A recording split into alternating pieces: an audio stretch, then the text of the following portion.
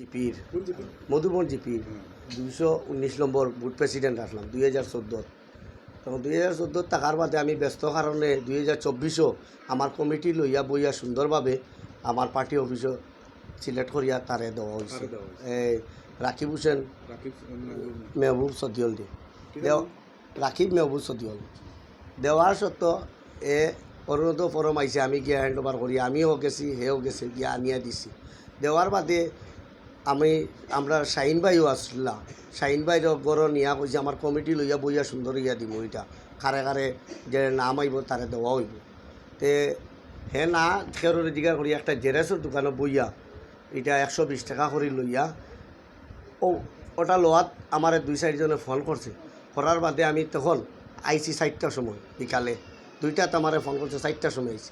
আবার বাদে তারা জিজ্ঞাসা করছে, করার বাদে তারা আমার বুথ প্রেসিডেন্টে কইছে এটা করি দেওয়া ও টেকা কইয়া দিছে, আমি লইতাম 120 টাকা করি। তো আমি তো এগুলা পার্টি অফিসে আজ পর্যন্ত 2014 থেকে না এগুলা কোনো দিন শুনছি না টেকার ব্যাপারে।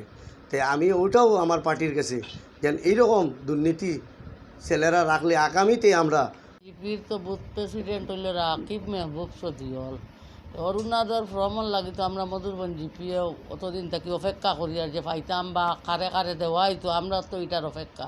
এটা আইছে তো আমরা এখন আবার জানছি না। এরপরে যখন তার পয়সা লওয়ার ফর্ম দেওয়ার পরে একটা গণ্ডগোল হয়েছে, এরপরে আমরা জানলাম যে ফর্ম আইছে, পয়সা দিয়া ফর্ম পয়সা লইয়া ফর্ম এখনও তো আমরা ফর্ম পাইছি না।